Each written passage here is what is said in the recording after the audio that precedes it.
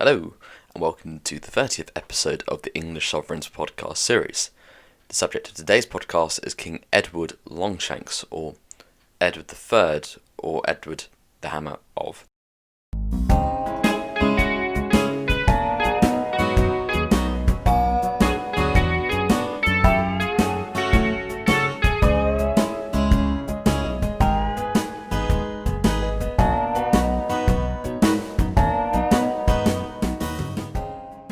Of course, I refer to King Edward III there because we have actually already had two Edwards in the form of Edward the Martyr and Edward the Confessor, although history records this Edward as being the first Edward. That is not accurate. Anyway, let's move on. So, Edward was called Edward Longshanks on account of his long legs and him, as a result, being 6'2". This allowed him to be quite a competent horseman and also to be quite good at swordsmanship and military campaigns, which, as we'll find out, was quite important. He was named after Edward the Confessor because his father, King Henry, was a huge fan of Edward the Confessor and even adopted Edward as his patron saint, which is why Edward is not named William or a more French-sounding name. So Edward had a lisp and a drooping eyelid, like his father too. He was married to Eleanor of Castile before he became king to prevent a Castilian invasion of Gascony, which is in the southwest of France, because they thought the Castilians might invade it, and that would have been another source of power and income gone for the English. He sided with the barons initially as a result of his very small income he felt he had, but by 1262 he was firmly on Henry's side in that baronial war. After the war in 1268 he went on the Ninth Crusade. It had 9 crusades, but then I didn't know that. I thought there were only 4. I was wrong. He left them the Holy Land in 1272, and then he found out when he went to Sicily that his father had died, and then arrived back in England in 1274. So, in terms of his reign, he's perhaps most famous for two things: his foreign policy towards Wales, namely his invading Wales, and his foreign policy towards Scotland, namely invading Scotland. So let's go into that.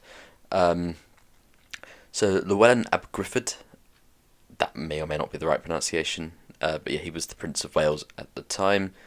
He triggered a war in November 1976, no, 1276, by refusing to pay homage to Edward, and by November 1277, Gwynedd was the only place in Wales, which is northwest of Wales, which was under the control of the Prince of Wales.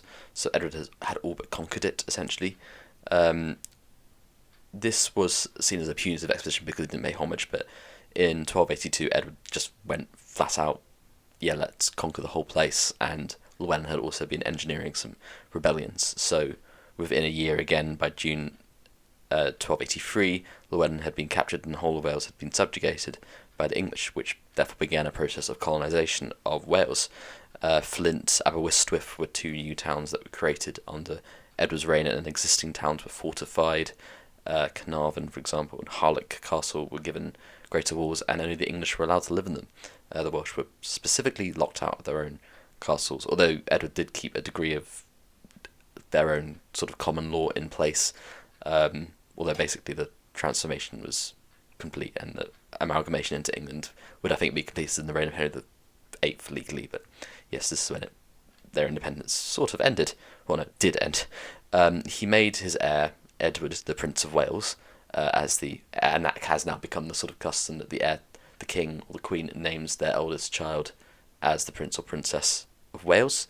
And he used the legend of King Arthur, who was a British or legendary British king, to actually legitimise his reign there. That he himself was their King Arthur and coming to save them, which was perhaps a perverse way of looking at it.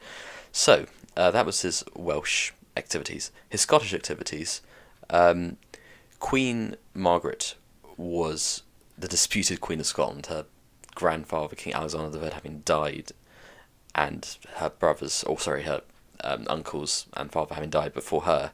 She herself died, I think, in 1292, and this left a succession crisis, because there were no heirs left. So Edward was asked to administer the outcome as a feudal lord in parts of Scotland, and he took this as a sign that he could rule Scotland, which he did. So he managed to negotiate a settlement where he ruled Scotland whilst 104 auditors got together to try and find out who was going to be the next king. But when they did find the next king in the form of John Balliol, yeah, something like that, Edward continued to act as if he were basically still the king. So he kept requesting troops, Scottish troops, for English military campaigns, and John said no quite a few times, to the point where John thought, no, I've had enough of this, so he decided to invade Carlisle in 1292 itself. But Edward counter-invaded and basically managed to subjugate the entire country, beating the Scots at the Battle of Dunbar in quite a rout. Edward at this point is also quite infamous for having taken the Stone of Destiny, which is quite maybe a little bit pretentiously titled, but back then it was obviously, you could probably forgive it. It was also known as the Coronation Stone here in England, and every monarch, I think, since then has been crowned with this Coronation Stone. It was not returned to Scotland, until 1998 when Tony Blair became Prime Minister. It had been sitting under King Edward the Confessor's chair in Westminster Abbey. So, yeah, it was kind of a symbol of sort of Scottish nationalism when that was returned, and yes, that is now a thing. So, Edward was kind of accepted as the king until 1297, where William Wallace revolted and drove the English army out at Battle of Stirling Bridge, which was quite a success. But in 1298, Edward counter-invaded, because he was characteristically for monarchs of England from that time, invading France, and managed to beat William Wallace at the Battle of Falkirk, where actually English longbowmen were deployed for the first time, I think. By 1304, Scotland had been resubdued. Edward treated it more as a rebellion rather than a rebellion by a renegade English province, rather than the fact that Scotland actually wanted its independence back. Edward managed to capture William Wallace in 1305 because he'd been on the run and in hiding for quite a while, and he was brutally executed, hung, drawn, and quartered at Smithfields in London, in a scene depicted in Braveheart, as you might recall. Although I don't know whether he actually shouted "freedom" at the same time, although it makes for very good drama.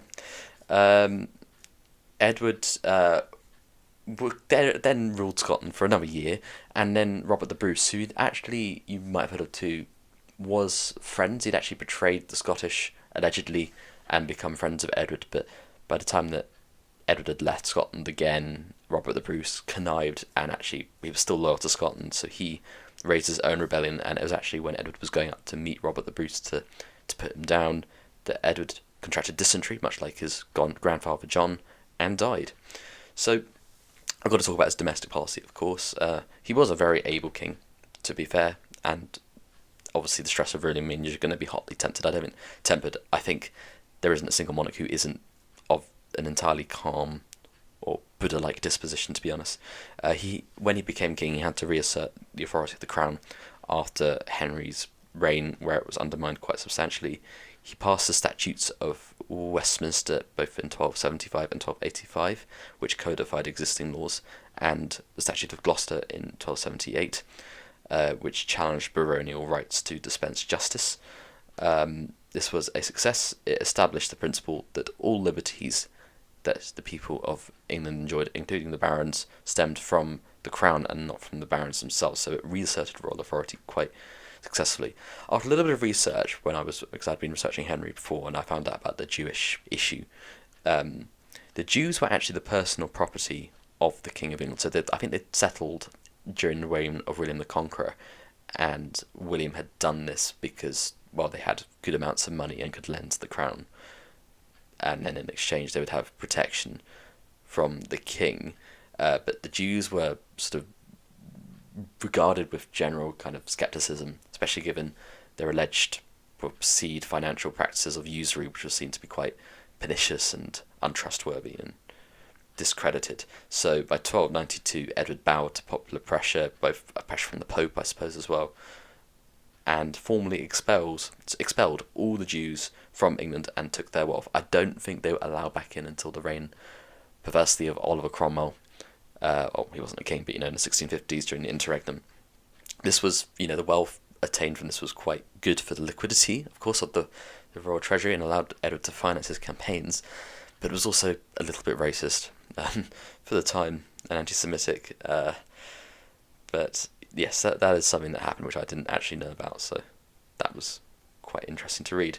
I should also talk about the model parliament and the parliamentary reforms that engaged. So the statutes that I just mentioned were done in consultation with Parliament. Edward wanted Parliament to exist and be there because it meant that he could legitimise his decisions, but he also wanted to make sure all the grievances were heard in his realm, so he was more in contact with his realm and could arguably govern it better, or at least more in the way he wanted, without inciting too much revolt or rebellion, which is very useful. And this was called later by historians the Model Parliament, and it actually established, or at least began to embed, the principle of petition or redress of grievance, which, you know, is at least one of the purposes of an MP nowadays, is to do that. And again, back then, as I said, it was burgesses and knights of the shire, commoners basically, who would come into Parliament, but this was embedded during the reign of Edward, whilst obviously in Henry's reign it was only really a thing because Henry had no other choice. So that was something he did, and you know, and genuinely wanted to happen, I think. So Edward, I think, should perhaps be given credit for that, although Edward, of course, is not particularly well regarded in Wales or in Scotland because he essentially subverted, and at least in the case of Wales, destroyed their national sovereignty. And obviously it wasn't until devolution in 1997 that Wales got its own assembly back, or some notion that it was governing itself. So yeah, it began with Edward. That is that, and I think we're now halfway through this series. So that was episode 30. Episode 31 will be King Edward II, who was much less competent than his father, as we'll find out. Thank you very much. Goodbye.